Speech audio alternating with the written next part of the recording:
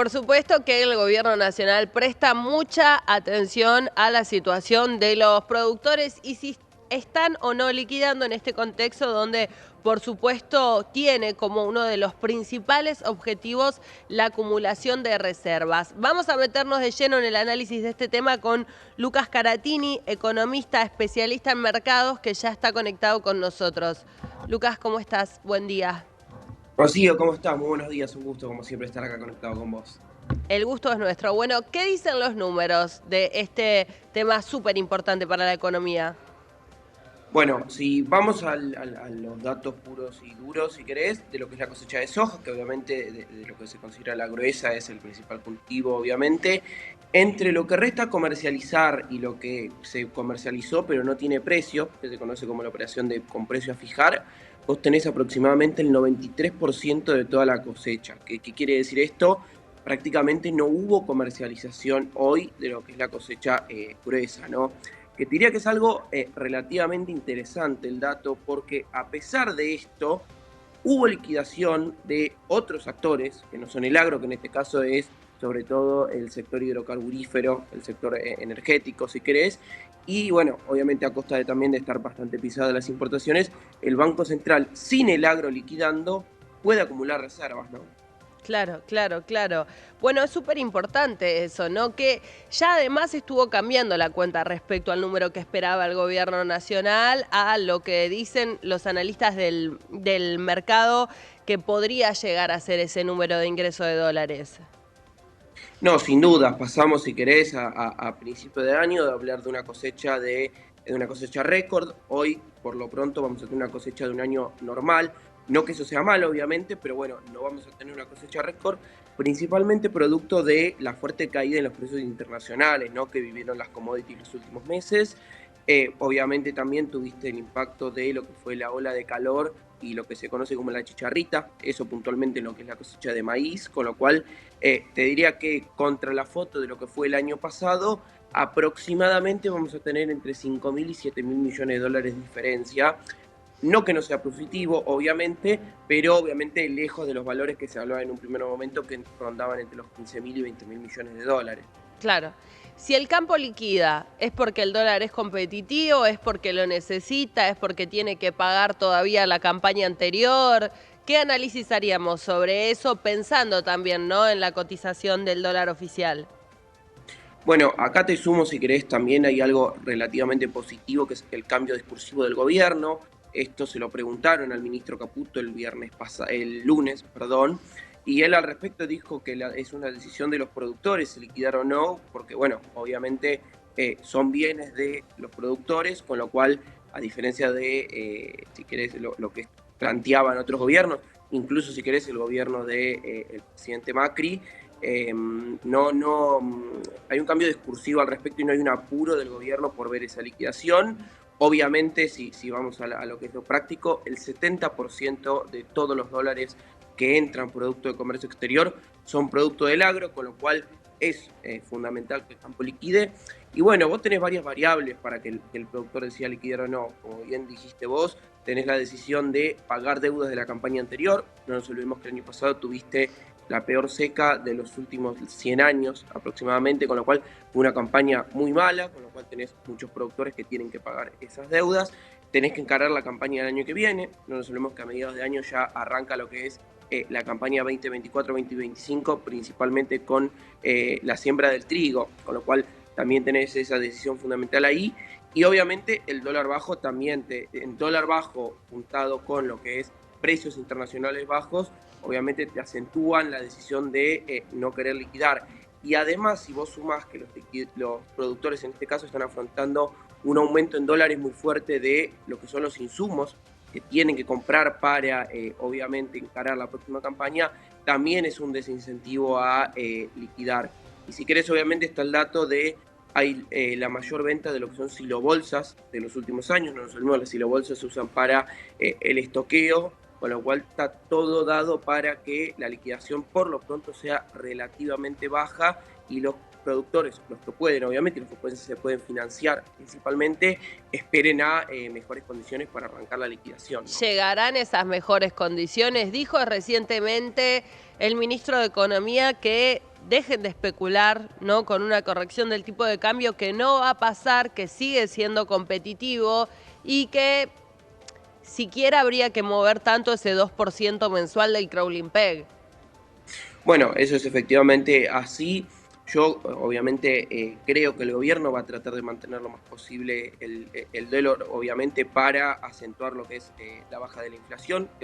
Este mes y el mes que viene vamos a tener números relativamente bajos respecto a lo que era la expectativa de mercado, porque obviamente tener un 5% de inflación mensual sigue siendo un número muy alto, pero obviamente estamos lejos de la expectativa que tenía el mercado un par de meses atrás. Yo creo que ese incentivo fuerte a liquidar va a estar más por el lado de una mejora de los precios internacionales que por un corrimiento de lo que es el dólar oficial. Yo creo que lo que va a estar esperando el productor más que nada es un repunte de los precios internacionales, producto, si querés, sobre todo de una no tan buena cosecha en Brasil. Se están viendo algunos impactos, sobre todo por un atraso en la cosecha, producto de las condiciones climáticas, por lo cual te diría no tanto producto de una mejora en el tipo de cambio, en eso yo creo que el gobierno Ajá. va a estar bastante firme en esa decisión, sino más producto de una mejora en los precios internacionales de la soja en este caso, ¿no? ¿Qué pasa mientras, Lucas, con las reservas del Banco Central?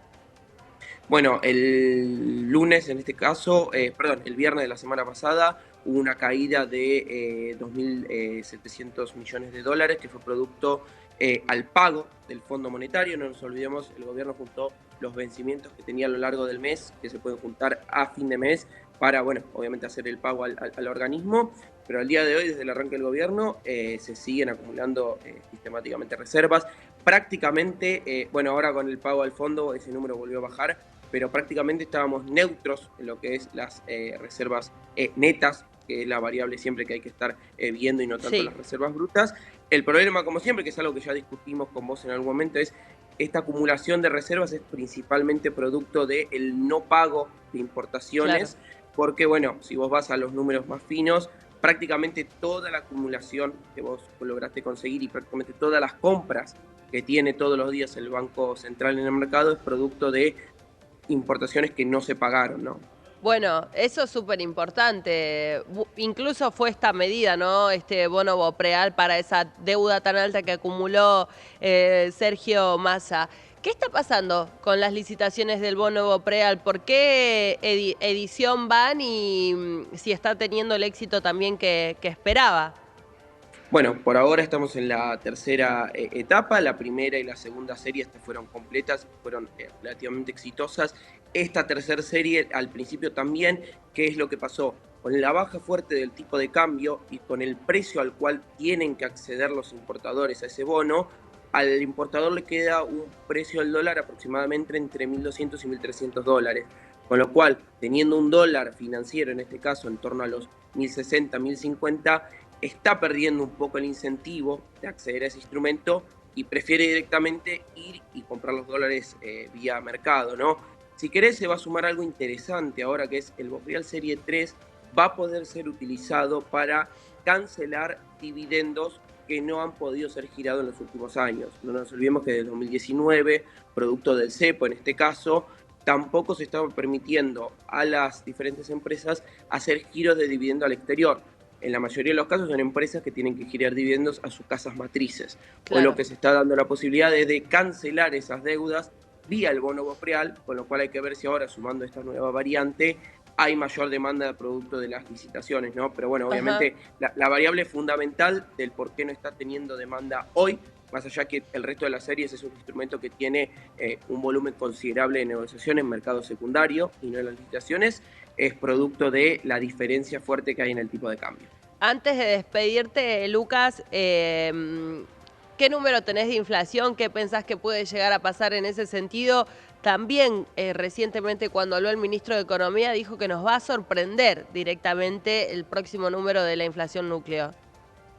Bueno, eso está muy buena la aclaración que vos hiciste. El próximo mes, o mejor dicho, con la inflación del mes de abril, vas a tener una diferencia considerable entre lo que es la inflación núcleo, que no tiene en cuenta todos los componentes estacionales y regulados, y lo que es la inflación general, principalmente producto por el aumento de, por ejemplo, las tarifas, que de hecho ahora si vamos al detalle, en mayo se aplazó el aumento que estaba pactado de tarifas. Obviamente el justificativo del gobierno es, como hubo superávit financiero, podemos a realizar este ajuste si se quiere más adelante, con lo cual no debería estar comprometido el superávit Bien. aparentemente.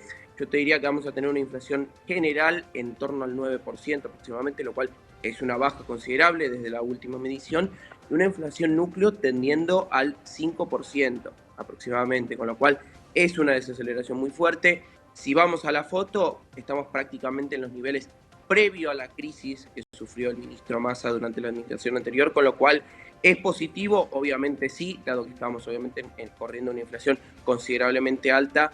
Claramente hacia adelante hay que seguir, principalmente porque la baja en la inflación está explicada obviamente por la no emisión de pesos, pero también producto de la fuerte recesión y caída en la actividad Claro. económica, ¿no? Con lo cual es necesario empezar a ver algún repunte de la actividad. Ya que lo mencionaste, dijo Javier Milei, ¿no? También hay indicios que están mostrando una recuperación económica.